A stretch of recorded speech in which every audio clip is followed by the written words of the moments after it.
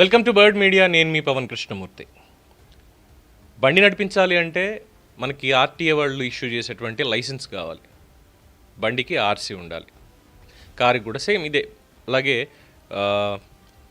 Date of బర్త్కి 10th class certificate ఏదన్నా తీసుకోవాలి, ఒక ప్రూఫ్ ఆఫ్ అడ్రస్ ఐడెంటిటీ అంటే మనకి ఆధార్ కార్డ్ సెంట్రల్ గవర్నమెంట్ ఇచ్చేది. ఇన్కమ్ ట్యాక్స్కి సంబంధించింది అయితే పాన్ కార్డ్ ఖచ్చితంగా ఉండాలి. అలాగే ఇతరత్ర ఈ కార్డ్స్ ఉంటాయి కదా, బేసిక్గా దేనికైనా ఒక ఐడెంటిటీ అనేది లేదంటే ఒక గుర్తింపు కార్డు అనేది ఉంటుంది కదా, ఏ కార్యక్రమానికైనా సరే బేసిక్గా. బట్ కేటీఆర్ చెప్తున్న చూస్తూ ఉంటే భవిష్యత్తులో ఒకవేళ వాళ్ళ అధికారంలోకి వస్తే మనకి ఈ కార్డులు ఏవి అవసరం లేదు, మనందరూ కూడా బీఆర్ఎస్ సభ్యత్వం తీసుకొని ఆ కార్డు పట్టుకొని మనం వెళ్తే చాలు, అది ఎవరైనప్పటికీ అది మన ఎదుర్కొండా ఉన్నది ఎంత పెద్ద స్థాయిలో ఉన్నారు అనేది మనకు అనవసరం, వాళ్ళు సెల్యూట్ కొట్టి మరీ మన పని చేసి పెడతారు. నమ్మట్లేదు కదా, ఒకసారి వీడియో చూడండి. ఈ రకంగా మీ అందరికీ ఒక చక్కటి కార్డు కూడా, మెంబర్షిప్ కార్డు కూడా ప్రతి ఒక్కరికి ఇవ్వడం జరుగుతుంది. ఇది దయచేసి మీ ఎమ్మెల్యే గారి ప్రతిపాదన. ఇది ఎల్బీ నగర్ నియోజకవర్గంలో ఆల్రెడీ శాంపుల్ కూడా కొట్టించినారు. ఈ రకంగా మీ అందరికీ ఒక మంచి ఐడెంటిటీ కార్డు కూడా ఇవ్వడం జరుగుతుంది. ఎందుకంటే రేపటి రోజున ప్రభుత్వం వచ్చిన తర్వాత మీకు తెలుసు, నాకు తెలుసు, రేవంత్ రెడ్డి గారికి కూడా తెలుసు, మళ్ళీ వచ్చేది ఏ ప్రభుత్వం. ఆయన రేవంత్ రెడ్డి గారు తెలుసా తెలియదా?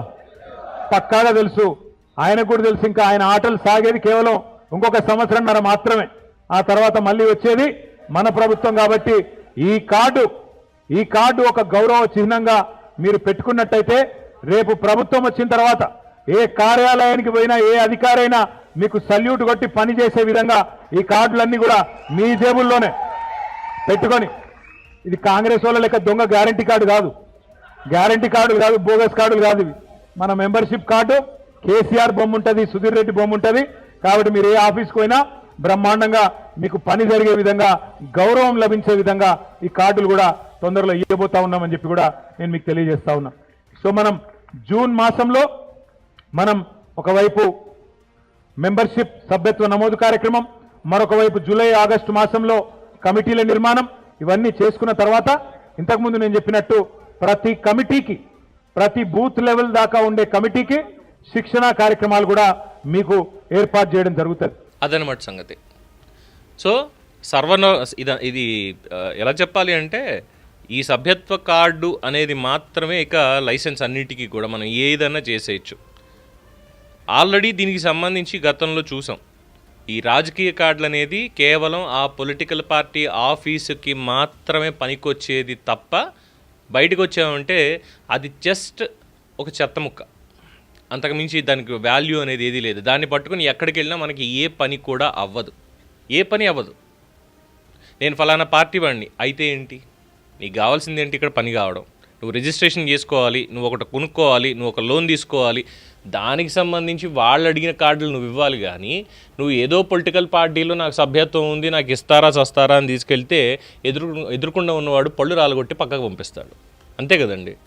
బట్ ఇంత చదువుకున్నటువంటి కేటీఆర్కి, అమెరికా రిటర్న్ అయినటువంటి కేటీఆర్కి, 2 సార్లు మంత్రిగా చేసినటువంటి కేటీఆర్కి, 4 సార్లు ఎమ్మెల్యేగా అయినటువంటి కేటీఆర్కి ఆ మాత్రం తెలియలేదా? అంటే ఇండైరెక్ట్గా ఏం చెప్తున్నారు, మీరు బీఆర్ఎస్ వాళ్ళు అయితే చాలు, మీకు ఏదైనా జరిగిపోతుంది, మీరు ఏ పనైనా చేసుకోవచ్చు, జస్ట్ ఆ కార్డు ఒకటి చూపిస్తే. ఇది మాత్రమే ఒక రకంగా పార్టీకి ఇన్వైట్ చేసుకుంటున్నాడు అందరిని అనేది అర్థమవుతుంది చాలా స్పష్టంగా. అట్ ది సేమ్ టైం అత్యంత వివాదాస్పదమైనటువంటి వ్యాఖ్య కూడా దీన్నే అనాలి. కేవలం ఒక పార్టీ అధికారంలోకి వచ్చిందంటే కార్యకర్తల కోసం మాత్రమే పనిచేయకూడదు, కార్యకర్తలకు లోబడే పనిచేయకూడదు, ప్రజల ఆమోదంకి పనిచేయాలి, ప్రజలందరి కోసం పనిచేయాలి.